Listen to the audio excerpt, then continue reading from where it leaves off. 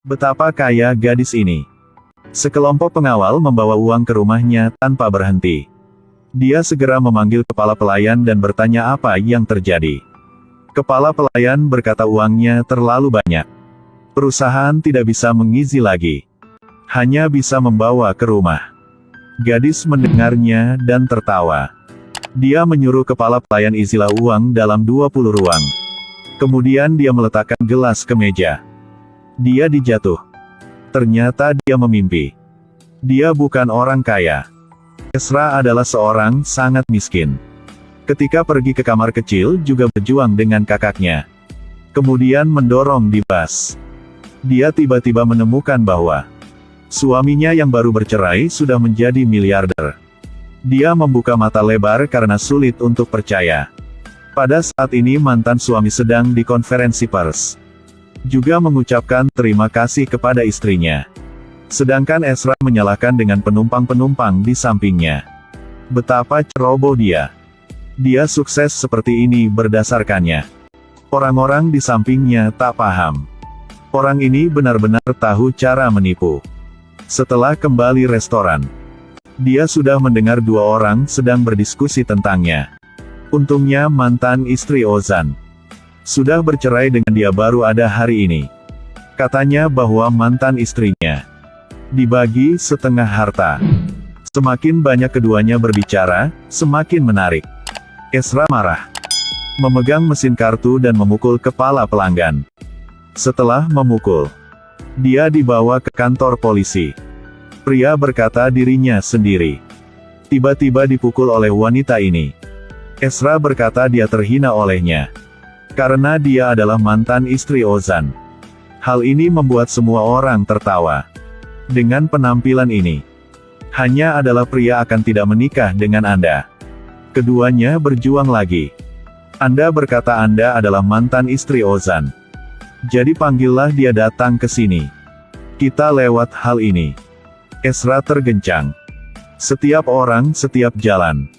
Dia menerima masuk penjara. Juga tidak ingin dia melihat penampilan busuknya. Pada saat ini bunyi telepon Ozan menyalakan. Dia masih menyimpan telepon sebelumnya.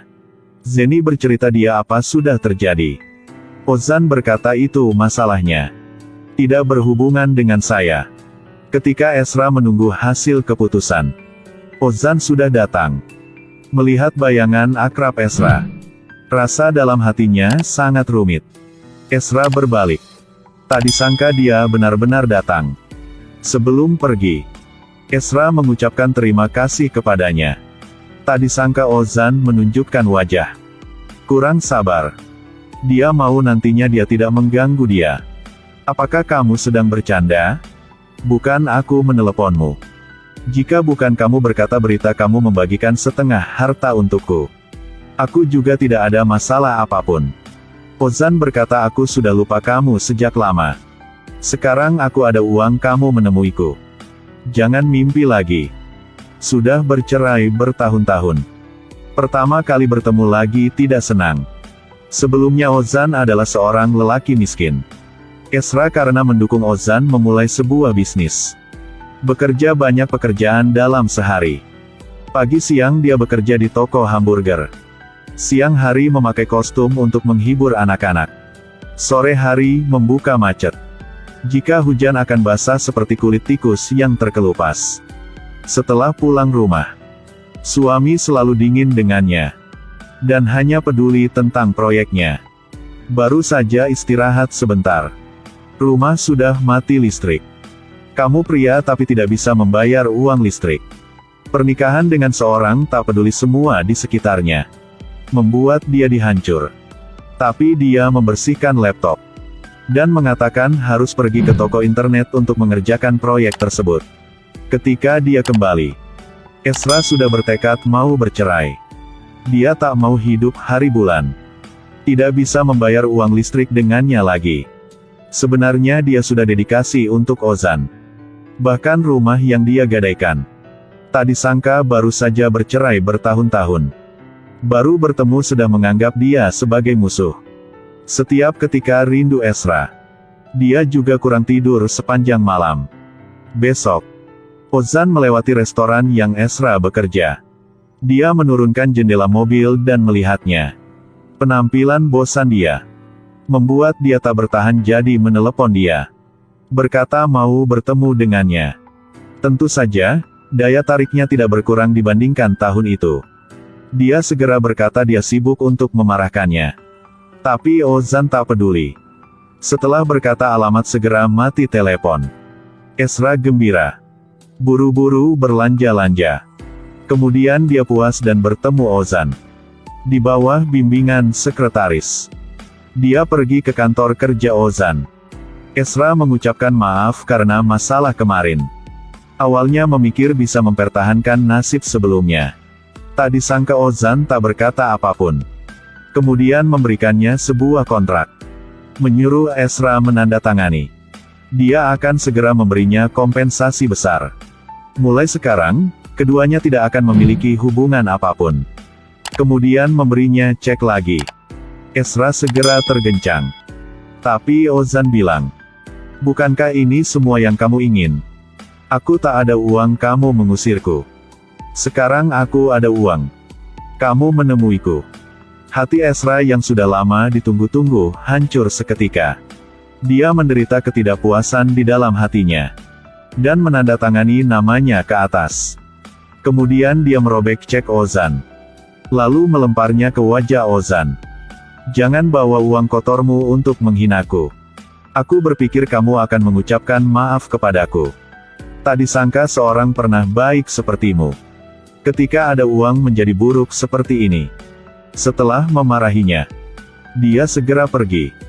Ketika dia pergi ke bawah dengan marah, dia menabrak seorang wanita. Kopi panas dituangkan ke seluruh Ezra. Dia tidak mendengar kata maaf tetapi juga dimarahi. Ini benar-benar bencana tanpa harapan.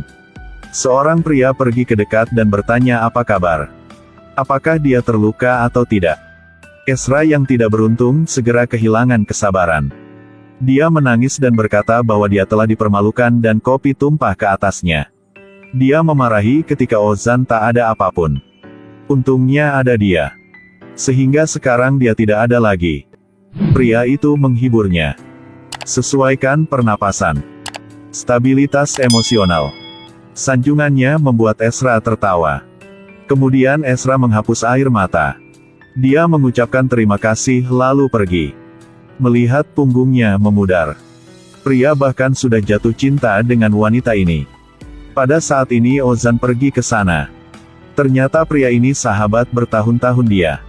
Setelah Ezra pulang rumah, keluarganya tahu dia menemui Ozan.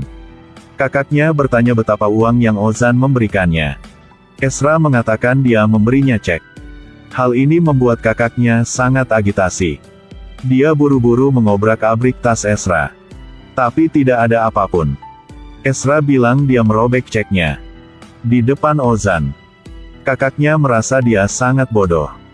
Jika dia memberikan harus mengambilnya. Ezra merasa tidak bisa karena uang. Yang melukai harga diri. Sang ayah setuju dengannya. Tak disangka, besok sang kakak menemui Ozan. Begitu melangkah masuk sudah mulai tersanjung. Ozan langsung ke intinya. Ozan tahu dia pergi ke sini untuk mengambil uang. Jadi memberikan dia cek. Kakak itu membawa cek itu ke kamar kecil. Tangannya gemetar karena kegembiraan. Dia perlahan mengeluarkan cek itu. Baru saja melihat cek ini, dia merasa sudah kaya. Di jalan pulang rumah, dia melihat seorang anak laki-laki dan tidak lupa memberinya uang. Ada uang melakukan apa juga percaya diri. Sedetik kemudian, dia bertemu rentenir. Mereka membawanya ke pinggiran kota yang sepi. Jika tidak membayar mereka akan menguburnya di sini. Tak ada cara lainnya. Dia hanya bisa menggunakan uang yang baru saja dia terima untuk membayar hutangnya. Dia kembali ke rumah dengan wajah kotor. Ezra tahu kakaknya tersembunyinya. Menemui Ozan untuk mengambil uang supaya membayar rentenir. Sang ibu marah segera memukulnya. Tak ada cara yang lain, Ezra hanya bisa pergi ke rumah Ozan. Bertanya dia mengapa memberikan uang kepada kakaknya. Tapi Ozan bilang kalian benar-benar tahu bagaimana harus bertindak. Kamu berpura-pura tak perlu. Kemudian menyuruh kakakmu menemuiku untuk mengambil uang. Ezra berkata bahwa dia benar-benar tak tahu kakaknya menemuinya. Awalnya aku mau mengembalikan untukmu. Tapi uang itu dibayar hutang oleh kakakku. Ozan tertawa. Ezra bilang bagaimanapun dia juga akan mengembalikan uang itu padanya. Ozan bilang meski membayar atau tidak, juga tidak penting. Lagi pula, tidak perlu bertemu lagi. Sebelum pergi, Ezra bertanya Ozan mengapa waktu pendaftaran perusahaan berubah menjadi tanggal perceraian. Ozan bilang hari itu dia sudah menerima uang investasi. Juga ada kehidupan yang baru. Ezra sulit untuk percaya. Selama proses itu, aku selalu mendukungmu. Tapi kamu tak berkata apapun denganku. Ozan marah berkata, aku hanya ingat kamu sudah mengusir aku dari rumah. Membuat aku seperti seorang tidak ada rumah. Dia juga bilang sebelumnya kamu pernah cintaku. Mengganggumu nantinya. Jangan menemuiku karena uang lagi. Dan mengganggumu sejak sekarang sampai nantinya. Pergi dari hidupku. Setelah berkata dia pergi tanpa melihat lagi. Sedangkan Ezra berdiri di tempat dengan tergencang. Setelah Ezra keluar, dia memarahi foto Ozan. Tapi dia tidak sengaja melihat berita informasi pekerjaan di bawah. Dalam kepalanya segera ada pikiran yang berani. Jadi dia menemui Zainab. Dan bercerita tentang rencananya. Dia mau menelepon perusahaan antar Ozan. Membuat Ozan jatuh cinta dengannya lagi. Kemudian menghancurkan dia. Zainab merasa Ozan akan tidak jatuh cinta Ezra lagi. Ezra bilang jika mau menangkap harimau, harus masuk ke gua harimau. Keesokan harinya, dia pergi ke perusahaan Ozan untuk lamar. Dia melihat sekitarnya semua gadis yang lebih muda dan cantik daripadanya. Dia agak kurang percaya diri. Saat ini pria itu datang. Dia diatur oleh kakeknya untuk berlatih di perusahaan. Pada saat melihat Ezra, keduanya tertawa. Melihat keduanya berbicara dengan senang-senang. Ketika wawancara, majikan mengatakan bos perusahaan akan mewawancarai secara pribadi. Untuk sesaat Ezra panik. Ketika Ozan masuk, Ezra panik buru-buru berbalik dengannya. Kemudian mengambil kesempatan untuk melarikan diri. Tapi dipanggil oleh Ozan. Mengapa ada orang yang ingin pergi?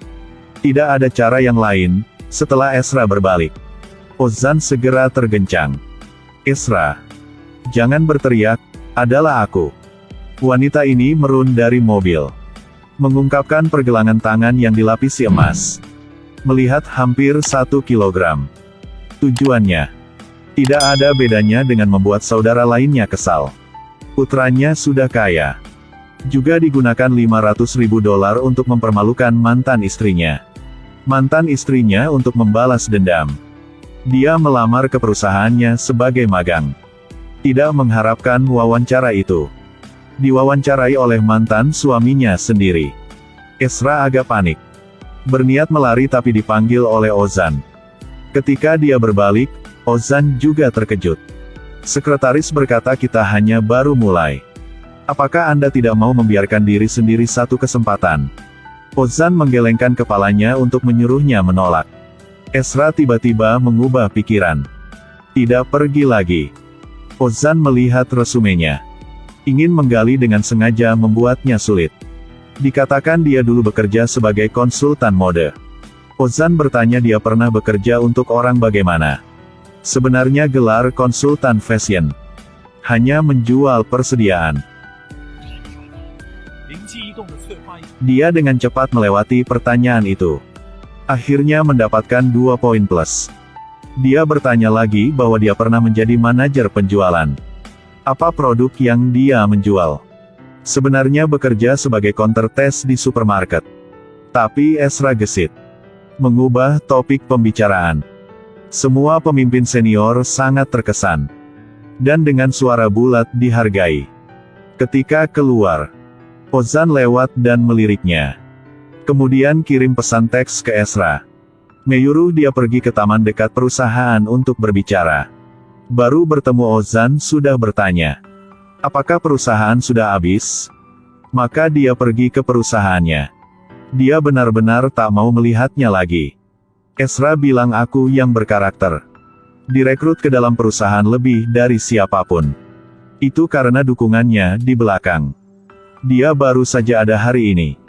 Tapi Ozan bilang, jangan memperingati sebelumnya. Jangan buang waktu dengannya juga. Ezra segera mengikuti dan berkata dengan Ozan, bukankah seharusnya aku berlutut memohon? Kamu baru saja setuju? Ozan tantangan. Mengatakan padanya untuk mencoba berlutut untuknya. Kata-kata ini membuat Ezra tergencang. Mengapa dia tidak bertindak seperti orang biasanya? Dia ragu-ragu. Akhirnya marah. Aku berlutut tanah berlutut langit. Pasti tidak berlutut di depanmu. Dia tahunya akan tidak melakukan seperti itu. Jadi pergi. Ezra dimarahkan. Dia juga memarahi dia jahat. Setelah pulang ke kantor. Lihat peringkat pewawancara. Ezra posisi pertama. Dia meremas laporan itu dan membuangnya ke tempat sampah. Bertekad untuk tidak mempekerjakannya. Ezra curhat ke sahabatnya. Menemui ibu Ozan di jalan. Dia berpikir sedang memimpi. Tapi sahabatnya berkata, mereka sudah tinggal di sini. Dia mengenang kenangan ibu mertua yang penuh kebencian ini. Ketika putranya berfoto pernikahan. Dia yakin berdiri di tengah. Tidak peduli siapapun. Saat keluar, bersaing untuk mendapatkan kursi co-driver dengan menantu perempuan. Dia tak setuju maka berpura-pura sakit mobil. Yakin harus duduk di samping putranya. Putra-putra seperti ini memang tak bisa tahan lagi. Akhirnya dia menunjukkan dia sebagai pemenang di depannya. Hubungan ibu mertua, menantu perempuan ini membuatnya ingin menjadi gila. Berpikir itu, Ezra merasa hanya perlu mereka tak melakukan apapun dengan dia. Maka itu tidak ada hubungannya dengan dia. Baru saja selesai berbicara. Seolah-olah dia datang untuk memulai percakapan. Tanyakan padanya apakah dia menyesal melihat mantan suaminya sudah menjadi miliarder. Juga tidak lupa tangan yang memakai gelang emas itu. Lihat penampilannya yang angkuh. Ezra hanya berkata bahwa betapa uang yang dia memakai di tubuhnya juga tak ada berguna. Jangan terlalu puas.